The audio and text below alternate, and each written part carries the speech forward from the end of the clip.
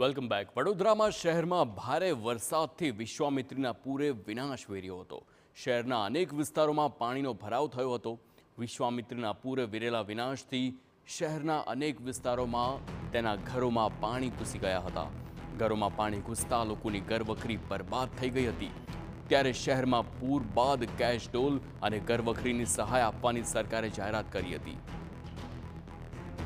વડોદરા શહેરમાં આવેલા વિનાશક પૂર બાદ તમામ લોકો કેશડોલ અને ઘર વખરીની સહાય માટે વલખા મારી રહ્યા હતા.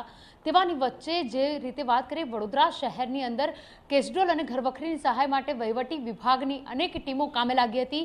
હજુ પણ 1 મહિનો ને 8 દિવસ વીતી ગયા હોવા છતાં અનેક વિસ્તારના સ્થાનિકો મામલતદાર કચેરીએ જઈને વિરોધ નોંધાવી રહ્યા છે કે તેઓની સોસાયટીમાં હજુ પણ સર્વે થયો નથી. આ બાબતને લઈને આપણી સાથે વાત કરવા માટે જોડાયા છે ડેપ્યુટી કલેક્ટર વી.કે. સાંબળ સર. તેમની સાથે વાત કરીશું. સર, જેવી રીતે વાત કરીએ, 1 મહિનો ને 8 દિવસ, કેટલી જરૂરિયાત હતી અને કયા પ્રકારથી કામગીરી તંત્ર દ્વારા હાલ કરવામાં આવી રહી છે? બિલકુલ, આપે કીધું એ પ્રમાણે આપને મુખ્ય 2-3 બાબતો પર પ્રકાશ પાડું કે જેવું 29 તારીખે પૂરના પાણી ઉતર્યા એ જ રાત્રે અમે 2 વાગ્યા સુધી માનનીય કલેક્ટર સાહેબના અધ્યક્ષતાને મિટિંગ લઈને બધું વર્કઆઉટ કર્યું અને next day very early morning ટીમો ફિલ્ડ પર ઉતારી અને વિથિન 48 અવર્સ જે મોટાભાગનો વેરી નીડી પર્સન હતા સ્લમ વિસ્તારમાં કે દૈનિક ધોરણે એની મજૂરીના નિર્વાહના આધારે એનું ભરણ પોષણ થતું હોય, એમને 3 કરોડ રૂપિયા આપીને એ વિસ્તાર કવર કરી લીધા. ત્યારબાદ સોસાયટીઓનું લિસ્ટ અમે તમામ કોર્પોરેટરશ્રી, તમામ માન્ય હોદ્દેદારો, સામાજિક સંસ્થાના કાર્યકર્તાઓ અથવા કોઈ પણ વ્યક્તિ કે જે અમારા ધ્યાને મૂકે કે અમારા વિસ્તારમાં નુકસાન થયું છે એ સોસાયટીનું લિસ્ટિંગ કર્યું. એરાઉન્ડ મારા 4 મામલતદાર વિસ્તારના શહેરી વિસ્તારમાં જ્યાં પૂર હતા એવી સોસાયટીના લિસ્ટિંગમાં 1200 થી 1300 સોસાયટીઓનું લિસ્ટિંગ કર્યું. દરેક મામલતદાર વચ્ચે ડિવાઈડ કરી અને સર્વે ચાલુ કરાવ્યો. છેલ્લે લગભગ 20 થી 25 સોસાયટીઓ આજથી 2-3 દિવસ પહેલાં બાકી હતી. એટલે આપને હું સ્પષ્ટતા કરીશ કે હજુ પણ સર્વે ચાલુ છે. એનું ખંડન કરતાં હું આપને એવું કહીશ કે મોટાભાગનો સર્વે 90% સર્વે તો ઓલમોસ્ટ પૂર ઉતર્યાના 10 થી 12 દિવસમાં પૂરો થઈ ગયો હતો. હજી આજની તારીખે પણ કોઈની રજૂઆતો આવે છે તો તમે ના પાડતા નથી અને એની સોસાયટીઓને માણસો મોકલીએ છીએ એ એડિશનલ સર્વે થાય છે. બિલકુલ, પરંતુ હજુ લોકો એવું કહી રહ્યા છે કે અમારી સોસાયટીમાં સર્વે થયો જ નથી. આ બાબતને લઈને આપ શું કહેશો? કારણ કે જે રીતે સર્વે માટેની ટીમો કામ કરી રહી છે, આપ કહી રહ્યા છો 90% સર્વે પૂર્ણ થઈ ગયો છે. એના માટે હું આપને આંકડા આપીશ તો આંકડા પરથી ખ્યાલ આવશે. અત્યાર સુધીમાં કુલ આજે આંકડો છે પણ આ જ આંકડો 90% આંકડો આજથી 15 દિવસ પહેલાં આ આંકડા પર પહોંચી ગયો હતો.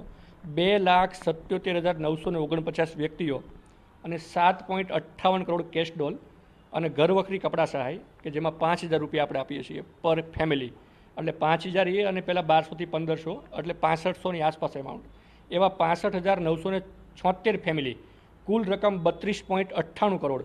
એટલે આપણે કુલ આજ દિન સુધીમાં 40 કરોડનો સર્વે કરી અને પેમેન્ટ કરી દીધા છે. માત્ર 2 કે 3 કરોડનું પેમેન્ટ બાકી છે અને એવા વ્યક્તિઓ છે કે જે છેલ્લા 72 કલાકમાં આવ્યા હશે અથવા કોઈના બેંક એકાઉન્ટના કારણે રિજેક્શન થયું છે, એનું સોર્ટ આઉટ કરીને કામ ચાલુ છે. બિલકુલ, તો આ જેવી રીતની માંગણીઓ આવી રહી છે, જેવી રીતે રજૂઆતો, મોરચાઓ મામલતદાર કચેરીઓ પર જઈ રહ્યા છે, આ મોરચાઓ કેમ જઈ રહ્યા છે અને તેઓની માંગણીઓ શું હોય છે? એમાં ઘણીવાર એવું બનતું હોય છે કે મારે ત્યાં પણ રજૂઆતો આવતી હોય છે કે જે દિવસે ટીમો સર્વે કરવા ગઈ હોય છે એ દિવસે અમુક ફેમિલીઓ અમુક અંગત કારણોસર બહાર હોય છે તો એવા લોકો રહી ગયા હોય છે, તો એવી રજૂઆતો આવે છે. અથવા આજની તારીખે પણ આજે પણ એક રજૂઆત આવી હતી કે એટલી સોસાયટીઓ બાકી છે. તો આજે પૂરું થયોના 1 મહિનો ને 8 દિવસ આપે કીધું છે, એ બાદ પણ નવી સોસાયટીઓ માટે રજૂઆત આવે છે. તો અમારે એ સોસાયટીના લિસ્ટ પણ અમે કન્સિડર કરીએ છીએ. અમે જે જૂની સોસાયટીનું સર્વે થઈ ગયું છે એની સાથે મેચ કરી અને એમાંથી નીકળતા હોય તો એલિમિનેટ કરીએ અને પછી કંઈ જે નવું આવશે અને પ્રસ્થાપિત થશે કોર્પોરેશનના રિપોર્ટના આધારે કે તે પાણી હતા તો એમને પણ આવરી લેશું. એટલે ટૂંકમાં કહેવાનો મહત્ત્વનો મુદ્દો એ છે કે અત્યારે જે સર્વે ચાલે છે નવી રજૂઆતનો સર્વે છે. અમારા ધ્યાનમાં જે હતો એ તમામ સર્વે પૂર્ણ થઈ ગયો છે.